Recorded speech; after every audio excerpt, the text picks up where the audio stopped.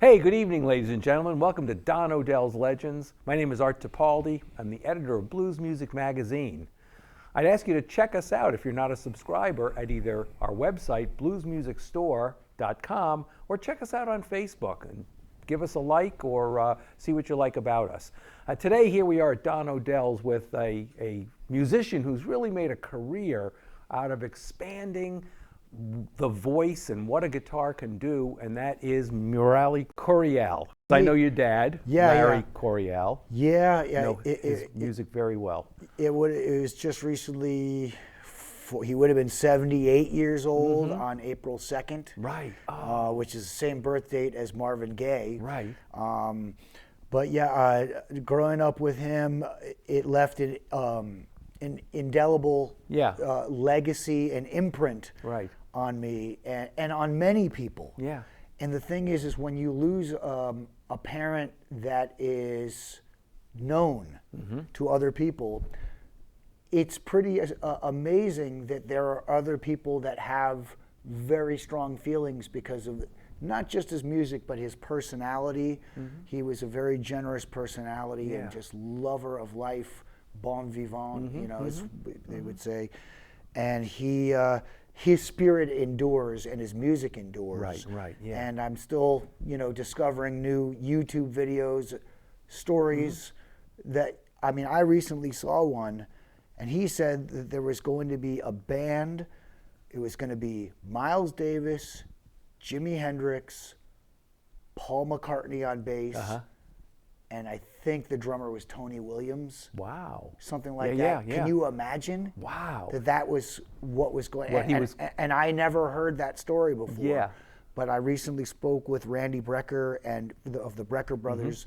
They had played with Jimi Hendrix also. And just knowing that I come from a musical and entertainment background has kind of prepared me for this kind of a weird life. It's an exciting life, but there's not a lot of stability and security in it, and that's why it's important to have good partners and good friends and family support and fans that support you. Right. Yeah. So growing up with a dad who was a world famous guitarist, how did that influence you as a child in terms of the career path? Well, it wasn't just my dad, it was also my brother, whose birthday is today, April 9th. I've heard it said that sometimes your siblings are more influential than your parents because you spend more peer time with them. So one, dad was away a lot. He was away for months at a time. Right. And so you get used to that as a child, and so my children got used to me touring as well. It's just kind of what dad did. But hearing my brother play and practicing all the time, it kind of bothered me. It was kind of bothering me. Yeah. And it was a feeling between it's annoying, but it's also I wish I could do that. Okay. Yeah. So then I started, deciding to practice for myself. And it was the blues. It was hearing the blues, and my dad really steered me toward that. Many people think that I would have started out being a jazz guitarist, but I was very influenced by Jimi Hendrix and the blues-based rock groups. Right. My dad gave me the first album he ever gave me was "Are You Experienced" by Jimi Hendrix, and he circled certain tracks and says, "You're going to like this." It turned out I liked all of them. Yeah, sure. And so he would tell me, like, if you want to hear what Jimi Hendrix was, what he was listening to, you need to listen to Muddy Waters and Robert Johnson and B.B. King.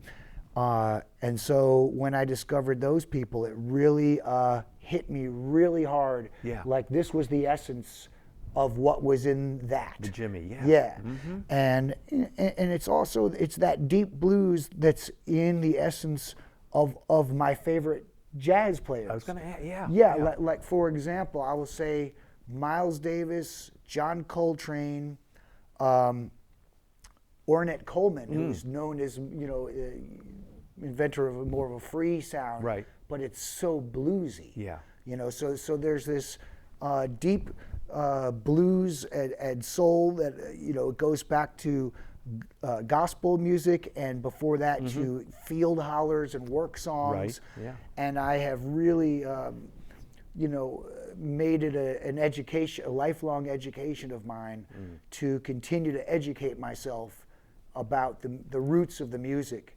And whenever I go, the further I go back, it's always reinforces my own blues roots, which is the foundation of all the music I do, no matter what it is. I mean, these days I'm listening to a lot of jazz and teaching some jazz and blues at a Texas jazz and blues camp. And but I just love it all. But for me, I mean, people have sometimes said the blues, you can't always, it's a hard thing to describe. People try to come up with little sayings like the blues ain't nothing but a good man feeling bad. That's an oversimplification. Sure. But it's a feeling, it's really a feeling. And it's like music, you can't see it, but you can feel it. Right. So for me, there's either something in there, whatever it is, and whether it's from 1909 or 2021 or whatever, if there's a feeling in it, there's either a feeling in it that gets me or it doesn't. And so I try to, you know, play that way. Every day you feel different, and every day you play different. And that's being honest and aware of yourself to make every day and then ultimately every note count. Sure. Yeah. So in this dichotomy of blues and jazz, you've talked about the blues. What is it about? What makes jazz difficult? Okay. If blues is about finding that feeling, right. Well, okay. This is a great question, and this is probably a whole I know we could sit college here. course on that. But this is what I'll say. The blues is basically, I mean, very often it's thought of as a form, 12-bar blues form. Sure. Now there are many blues that and 3 chords, the 1, 4, 5. There are many blues that are just 1 chord. Right. You know, like Lightnin' Hopkins. Right, Lightnin' Hopkins. John Lee Hooker. Even a song like Spoonful stays on the 1 the whole time. Yeah. And Smokestack Lightning and things like that. So people, and I've said, and I've heard people say, and I agree with it, that it's sometimes the simplest things that are hard to do very well, okay? And so the less chords there are, the more creative you have to be, okay? Now jazz, on the other hand, sometimes there's very simple jazz. Sometimes there's blues, just straight blues, and maybe they have an extra chord. Sometimes there's modal jazz, like a song like So What, which only has 2 chords in it, you know. But those chords, they tell you where to go. They're giving you the information, okay? So, like, if you have a lot of chords, it's still telling you, if you learn all your scales and chords, it's still telling you, go here, and then sometimes it's changing pretty fast. Right. Whereas blues, it's generally more wide open. So with jazz, you're kind of following a roadmap. There's a roadmap there. But in blues, you can sort of go off-road more so than... Well, I know this is almost what I'll say is, okay, blues being dominant 7 chords, dominant 7 chords, you can do the most to them. Okay. Okay? So there's a little bit more openness, a little bit more freedom. Now, but when you're staying within the confines of like traditional blues, there are certain notes and scales, the pentatonic scales. Yeah. And it's generally the contrast of the major pentatonic and the minor pentatonic that most blues players and rock players, that's where all you need, really. Yeah. Okay? And of course, the pentatonic scales still absolutely apply to jazz, to whatever chords there are. So, it takes another point. It's related, I think. As I was talking to Branford Marsalis one night, I was with Joe Louis Walker, and we were doing a festival in Canada, and he said, you know, and he does a lot of teaching in clinics. He says, everybody knows what they already know how to do, right? But you find out more about yourself when they throw something at you that you don't know, or something that you've never played before. Right. And to see how you react to it. Yeah. Yep. So that is very revealing. And one thing my father did very often was he would make me play things that I really wasn't ready to play. But he was kind of old school in the taskmaster and really, worked me pretty hard. But I'm grateful for it because it made me better. Yeah. It was like a challenge. Yep. He's like, how bad do you want this? Yeah. And very often embarrassment or shame is motivation. You don't want to be that person. Yeah. And again, it's like taking your ego out of the music, is really important. Yeah. Is really important. It's so funny because I find so many correlations to athletics. Definitely. And it's the idea of, in order to get better as a skier, I got to go down that Black Diamond Hill.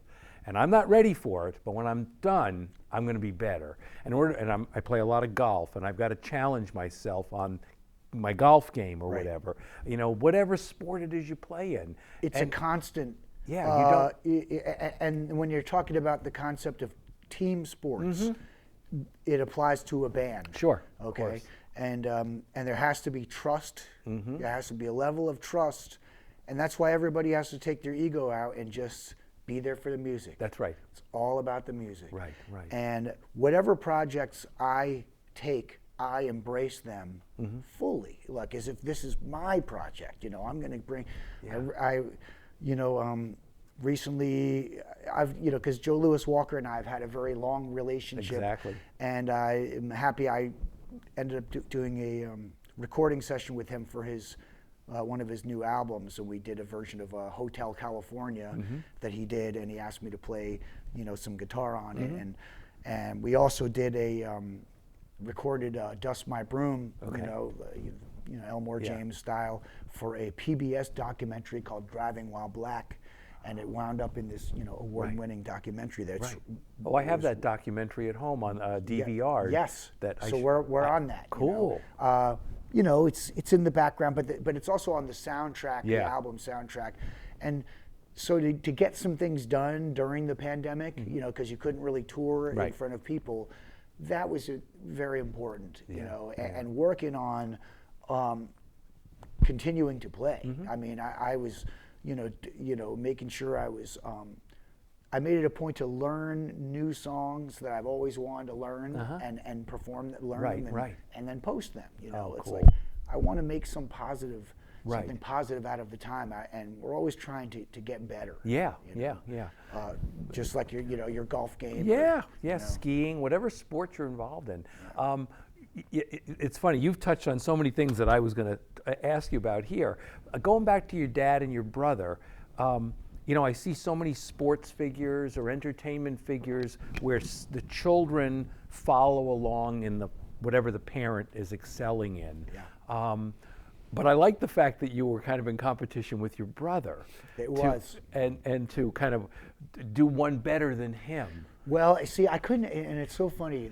Is he the oldest? No, he's younger, but he's younger than you. Yeah, but he was a child prodigy and had perfect pitch at 7 years old. Oh, wow! And so it was really like frustrating as the older brother. But there was a competitor.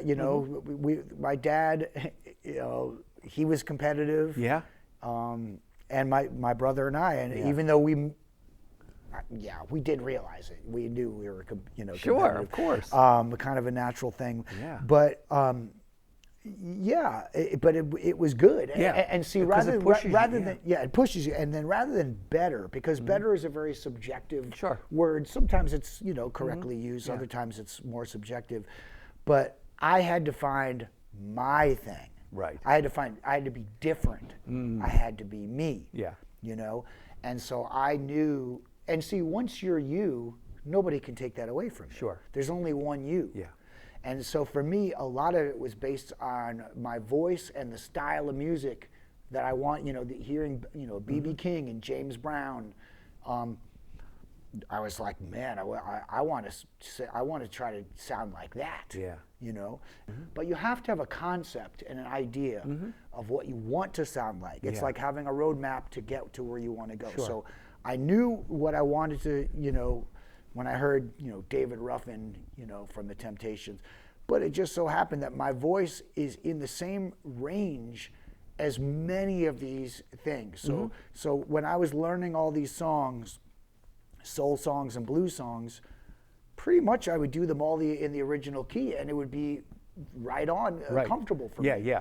Now, so as I've aged and my voice has changed a little bit, I sometimes find I need to change some keys on. I was recently trying to learn this song that was Stevie Wonder and George Benson, and Stevie Wonder has a very high range. And I found I did have to move it if I was able to. And the song, it's called, what is it called? I Just Want to Hang Around You, I believe it's called. And so, George Benson and Stevie Wonder duetting on that and trying to, get all those things. Right. And that's what I tell my students too, vocal students, is find the right range, that's comfortable for you. Right. You sometimes it's good to sometimes you want to push and have it break up and distort and have a little edge there. Yeah. But other times you don't want to have to force it, work so hard. You'd like it to be easier. Right. Yeah. And so it all depends on the song, and the mood and the and then trying to. But I'm such a believer. There's so many great songs, and you can always go back to them. Right. And learn them again or play them again, and they're always good. Yeah. Do you find that with this very vast musical toolbox that you have, is it hard to stay with one style? So funny you say that. Or do you embrace the variety? It's a great question. For me, I end up embracing the variety, where I've had some people say, you should just do it all blues. Right. You should just do all soul. You should just do all rock and roll. Right. Yeah. You should just do this. It's really tough. And what I found, I'm not against, probably the most focused album I did that was, all blues pretty much was the one I did for Marshall Chess. 2120. Yeah. Because we were working off of those songs, right. And I had one original song on there, but 13, classic Chicago blues, soul things, because he owned that catalog, and so we had access to all these great songs. But even from my first album, I came out of playing with Duke Robillard, which was much more traditional blues, and I was like younger and wanted to do like more funky type of stuff and different soul, Stax Volt type of stuff. Yeah. And so even going back to my first CD, Eyes Wide Open, it was, there were a couple of straight blues tracks on there, but there was also like a lot of soul stuff on there too, which now it's way more integrated than it was. Right. Now it's now accepted. That people will that soul is part of blues and Southern soul and things like this. In general. Right. And so there are some people, even in the business, that they've been described as, getting somebody to really hear the diversity in the blues is like asking someone that's colorblind to see all the colors in the rainbow. People, but I have faith in people. I think the more you listen to something, like not everything is meant to be so easy to digest right away. That's right. I can't read 2 sentences of James Joyce. I still don't even know. I can't read That's it. Right. I'll keep trying, I guess. But there's some things that, like for example, I read a review of an album of mine I did called The Same Damn Thing. Came out like 2005 or something like that. And a guy reviewed it, and I had never seen it before, and this was like years later. and he really listened to it, you Yeah, know, and you yeah. could tell from a real reviewer. And he said, okay, this one is not really bluesy. This one is, you know, this one's Right. more blues. And he said, but then he went on to say, after listening to this over and over again, I could truly say I like every song Yeah. on this album. Yeah. You know, and Yeah. there's different moods on there. Yeah. This is more of an R&B thing. This is more of a this. That's what I like. That's right. You know? Yep. Yep. And so, you know, the song, rather than the, you know, really defining it by the style, you know, a very narrow way, right. is, you know, it limits. Now, I mean, there's certain things. This sounds like blues. This sounds like rock. Right. You know. Yeah. Yeah. This sounds like jazz. And those things are obvious, but there's a lot of things in between that, you know? Yeah. And When you go in to do a CD then, a recording, do you go in with a number of different songs, or do you go in with kind of an overall atmosphere for the record? This is great questions. Generally, you want to have enough songs already written, already arranged, and demoed.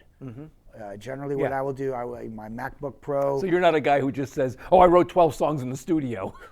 Well, that's going to cost you. Well, no, I Yeah. mean, sometimes you do end up writing songs in the studio, but you still have to be prepared with other songs. Yeah. Otherwise, I mean, studio time is expensive, and musicians' time, Yeah. and all that stuff, and you don't want to. When you're doing an album, you want to keep the energy up. You don't want to waste their Right. energy with having somebody sitting around and really taking time to learn something, and it kills the vibe, Okay, sure. kind of thing. But so generally, I will have at least, you know, 5 or 6 original songs written that I have sent to. I've play all the parts on my, you know, recorded into my MacBook Pro. Play the bass part, have a drum track, play the guitars, the vocals, send it to the band. You know, email it to them these days, Yep. and then we rehearse. Yeah. You rehearse before you go in to the recording studio. Okay, that's generally the way it's done. However, sometimes you may just get an opportunity that you don't even really have time to really prepare that much. Okay. Like, for example, speaking to some of my dad's musician, like some of the most famous musicians he played with, John Lee on bass and Jerry Brown on drums. And John Lee called me on my dad's birthday, and he said, I had a dream about your dad last night. And so he's down in New Jersey, and he's just one of the greatest bass players. I mean, he played with Dizzy Gillespie, and you know, he's just, the stuff he did with my dad. I said, you know, you were my superhero as growing up, and you still are. Yeah. You know, he says, well, listen, come on down. I got Jerry Brown, 5 minutes. You know, Jerry Brown was the drummer on Stanley Clark's School Days album, and played with my dad and everybody. And so it's a world class. So this is one of the things I got out of my dad. Was the contacts of musicians. And I used to say, Dad, I don't have a drummer or I don't have a bass player. He goes, oh, well, here's Bernard Purdy's number. Call him or something. I'd be like, really? Will you really play with me? And most of the time they do. You know, you say, hey, you know, my dad gave me your number, and you know, I have a gig, and you know, it pays this much, and you know, are you interested in doing it? You know? And so with people like that are on such a high level, I could just go in there with nothing prepared. And I know we would just start. We could just start jamming and play, or say, hey, let's do this. I know we could, even if it's something that I've already written. Or I could, you know, sketch something out, or do a cover song. You know, so it's opportunity. You know, when you have an opportunity, because you don't get those all the time, and these people are, the older musicians are who to invest in. That is who people are investing in. All the catalogs, that's a huge thing. Bob Dylan selling his catalog. Because they don't make them like that. Those were people that they could sing, they could play, they could write without machines to make them in tune or in time or whatever. And so it's that organic nature that is another essence of what I do. When people ask me to describe it, I say, it's based on the blues, but it incorporates soul, rock and roll, jazz, Latin music, and it's organic. Yeah. Like I've never had any synthesizers on any of my albums. It's always, piano, organ, or maybe Wurlitzer, but it's that era of music that I love. That's the, if you want to sound like that, you got to use those instruments. That's right. One way is to use those instruments. That's right. Yeah. No, it's a real tribute to your upbringing from your dad and your family to have such a wide variety of musical interests and loves and expertise in, so that when you do go into a studio situation and maybe you're kind of feeling, let's do a little R&B kind of thing here, I've got the right people, let's go for it. Exactly. And you're not going to be, another question I was going to ask you is, when are you out of your comfort zone? And you're not going to be out of your comfort zone. Right, exactly. Because you've taken that, 10,000 hours to master? It's so, another great point is, I heard somebody say, maybe it was Louis Armstrong, there should be no fear in music. When you're playing, the ultimate spirit thing is you're playing not from a place of fear, from a place of, the kind of the opposite of that. You're confident and joyful. And my goal is, and getting back to the jazz thing, is whatever jazz song it is, okay, and it becomes a personal thing of, I really like this song and I want to learn it. Yeah. The goal is for me to learn that song as well as I know how to play a 12-bar blues. Okay. Which is, that's going to take a while. Yeah. But the thing is, I've been playing the blues so long and listened to so many hours and played so many hours, you just can't take it out. No. You can't take it out. And so there's such a strong, foundation there. And the other thing between blues and jazz is the swing thing. Oh yeah. Because whether it's a shuffle, the double shuffle, or the jazz, swing, whether it's medium, it's you can. They both will go on there. That's the right. blues and jazz both go on there equally well. And Ray Charles is an example to me of somebody that it's blues and jazz. That's right. And he was able to evoke both of those things, from really soulful blues playing and singing to sophisticated playing chordal wise and arrangements. And of course he arranged and played on Guitar Slim's things that I used to do. Yeah. That's that's another thing. And of course, before that, he played with Lowell Fulsom. Yeah. Again, learning that these people didn't come out of a vacuum. That's right. They didn't just come out being Ray Charles. Yeah, I know. He sounded like Charles Brown sometimes, and Nat King Cole. Yeah. And the thing is we all start out influenced by the people that we really are drawn to musically. Yeah.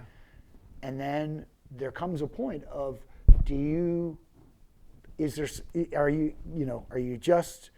that it? Yeah. Or do you have something? And I think everybody does. Yeah. Now some people don't have, their ultimate goal is to be exactly like Wes Montgomery or Jimi Hendrix or B.B. King. That's not, for me, I know I could never be as good as that. Right. That's one thing that, growing up around my dad, I said, I can never be as good as those people. Yeah. But I can try to be the best that I can be. Right. And I've got tools, I've got, Right. I've got an ear, I've got a feel. Right. You got a vision and a sound. Yes, exactly. That you and I have an idea. can call your own. Yes. Yeah. Yes. So, it's really comfortable.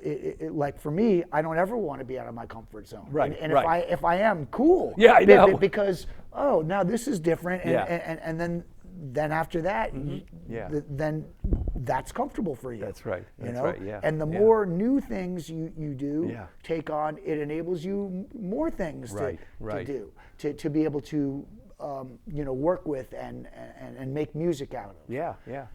You know, was recording your last CD, Made in Texas, was that coming a little out of your comfort zone because of the recent death of your father? Well, no, it wasn't, because it was my third album that I've done in Austin, Texas, with the great musicians out there. Guys from the drummer from the Texas Tornadoes. His name is Ernie Darawa. He's 78 years old, or young, and he's got more energy than a teenager. And when he plays the drums, he's just a master at every. He's the perfect drummer for me, because he really plays. He's a jazz drummer and a blues drummer and a Texas drummer, and he grew up with like Mexican music, and he does the best donkady-yonk-onk. Which is some people call it bolero. Right. Doug Sum used to call it donkady-yonk-onk. Right. And because of him, I was able to have Augie Myers. And Paul Osher. Who played with Muddy Waters. Right. He just called me the other day, and he's all excited. He's going to be playing the King Biscuit next year Blues Festival, and he taught me so much in the studio. In the studio, he ended up kind of being like a producer. Really? He couldn't help himself because he's got so much knowledge. Right. I was recording "Woman Don't Lie," right, and I said, "Hey, Paul, do you know that song?" He goes, "Yeah, I played it for 8 years with the guy that wrote it in Muddy Waters' basement." And so I said, "Wow." And then, will you play on it? And and then he said, "Murali, I got a tune for you. I think you would be really good at this." And then we ended up. He says, and it's a Ray Charles type vibe. So I got horns and female vocals and male vocals, and I was so proud to. Shine a light on the track. It's a great track, a great song. And so, so him and Louis Ortega also plays with the Texas Tornadoes. Speedy Sparks also with the Tornadoes. And Ernie he was Delbert McClinton's drummer for many, many years, and won 2 Grammy Awards, and he has a book coming out. And I always have a place there, so I go out there, and from the moment I step foot in Austin, it's food and music. Food and music. And out there, I play every day. I can play every day in Austin and all around Texas. Obviously, Texas is huge, and they love music, and they love the kind of music that I play. They appreciate it. Great. And so, and my dad was born in Galveston, Texas, so I have some Texas love there, and music is the uniter. Music is the uniter, and they especially in these times. Especially in these times. I mean, I've heard people say we needed this so much. The musicians need it, the audience needs it, the businesses need it. And we're coming back. I mean, you can't stop. That's right. Can't stop the blues. Can't stop the spirit. That's and it's impossible to contain it. And if we all come out of it, better, safer, healthier, more appreciative. What else? Well, before we end, I got to ask you one more question, because I know our audience is going to be very interested in this. You've mentioned him 3 or 4 times. Yes. You want to tell us all about your meeting with Jimi Hendrix? Oh gosh, my meeting with Jimi Hendrix was a meeting that I don't recall, because it was in 1970 when I was about a year old, or maybe less, and apparently it was at the Fillmore East, I think, in New York City. My dad used to jam with Jimi Hendrix and many people at the Fillmore East and at the Scene Club. Oh yeah. Apparently they said that's where all the chicks were at. That's right. At Paul, the somebody. Yeah, Steve Paul. Steve Paul. And I have met Steve Paul. Yeah. But they used to. My parents used to take me everywhere. To gigs, and they would bring a little bassinet. Right. And apparently, Jimmy came to the backstage where my parents were, and they said, "This is, our baby," and he picked me up. He held me, so I was in the arms of Jimmy, And with those big hands, he didn't drop me. Yeah. So, but to think about that is a mind-blowing experience because Jimi Hendrix happened to have a huge influence on me. Right. Yeah. That's pretty amazing. And then of course I wrote the song. I was in the room with Jimmy. That's right. And then when people realize that it's a true story, you know, it's a how you can kind of tell a story through That's music cool. and also to get the sound. Yeah, that's very cool. Yeah. Well, thank you so much. Once again, ladies and gentlemen, we were here with Murali Coryell, some amazing insights about music, blues, jazz, and everything in between. Thank you very much. Good evening.